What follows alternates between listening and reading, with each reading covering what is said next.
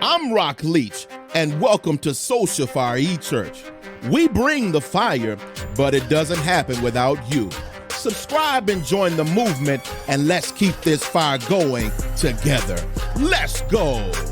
Back, but let me ask you something first. Dr. Yarborough, let me go ahead and put this out here. I've been married before. Let's just go ahead. I know social fire. I talk about my wife. I love my wife. I make it obvious. And I know it's because I've been married before. There are things that I do now because I have a greater understanding than I had before. I was married at 22 years old. Give me a little self a sound there. Dr. Yarborough, I got married at 22 years old. She had just turned 21. I believe at that age, it's safe to say, I didn't. Yeah. No, go ahead. When do you advise folk to get married? I mean, it's just from that perspective right there. I don't get into specific age ranges, but what I do is get into levels of maturity. Come on. And what I talk about when I counsel couples in premarital counseling is their emotional maturity, their spiritual maturity, their financial maturity, and their social maturity. If they don't have those four aspects of maturity, they're not mature enough to know what marriage is about. How often is that happening? I mean, how often are people getting married without them things in place? Be real. Be real. Every day. Like you, I've been married before. I got married at 24 years old. Wasn't in the church. Wanted nothing to do with Christ. Neither was my ex-wife. We met in basic training in Alabama. 4 years later, got married, had children, and ended up divorced after 7.5-year marriage. And my head was flipped around, and I thought I knew something and found out I didn't. Let me ask you this. Was the pain and devastation just as great as it was as being a leader? Because the pain for me, having a level of influence, Dr. Yarborough, having a level of influence, people, they switch sides. I took the blame publicly. I just took the blame. If I'm the leader of this household and it didn't work, I take the blame because I didn't want people trying to figure out, investigate. I just went ahead and raised my hand and said, hey, I made the mistake. You get what I'm saying? Now, that may not have been the right thing. That's just where I was at that moment, just kind of wanting to, get people away from that. And this was trying to function. I don't even know if I want to say that was damage control. I didn't have influence like that.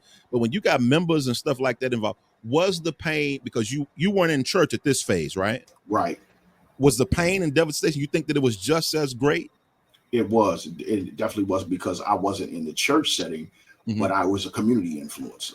I was big into community activism. I did youth mentorship in my community for at-risk boys, and it became very public because of that position. Wow. Did it affect your position? I'm sorry to jump in there. Did it affect your position? It affected my position because of the mental stress it put on me.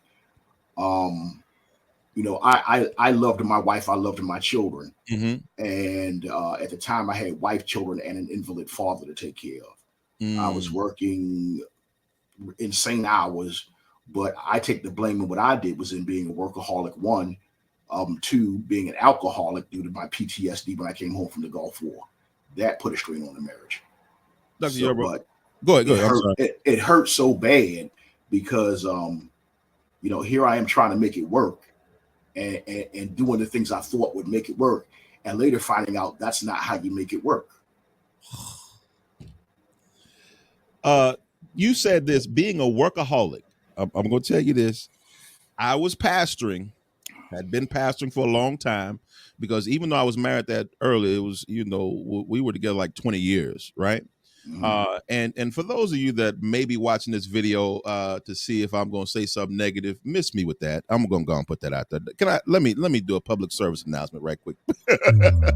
miss me with that, because I don't have no disrespect. Great woman. We've moved on. Life is good, right?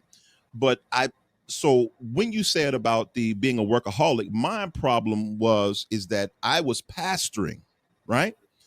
And I was so into ministry, traveling, preaching, that ministry became the other woman. How often do you see that? I mean, go ahead. I probably see that a dozen times a year with pastors that I counsel, and they're married to the church. I'm very glad and grateful for the mentor that I had when I first started pastoring that taught me a key lesson about that. And then when my premarital counseling does with my current wife was done, I got that same lesson. And that was, you're married to her first. Come on. And the church second. Come on. The church is your vocation, not your mistress. Come on. Come on. I got to give you something on that. That was good. Say that again. Say it again. Come on. That's what he told me. He said, son, he said me that. He's literally looking me dead in my eyes. Says, son, that church is your vocation. Ministry is your vocation. She is not your mistress. Come on. That, listen, I needed that word back then because I didn't know. I thought with the applause, and I believe in there, I became addicted to the applause too. I'm just going to go ahead and be real transparent there. I became addicted to the applause and thus was stressed out when there were none. Oh, let's just be real, because I had begun to validate myself through this. Mm-hmm. And I just want to put that out there. Yeah. Okay. So let's get back to the video. I didn't mean to stop it that long, but what he's saying here is powerful. What he's saying here is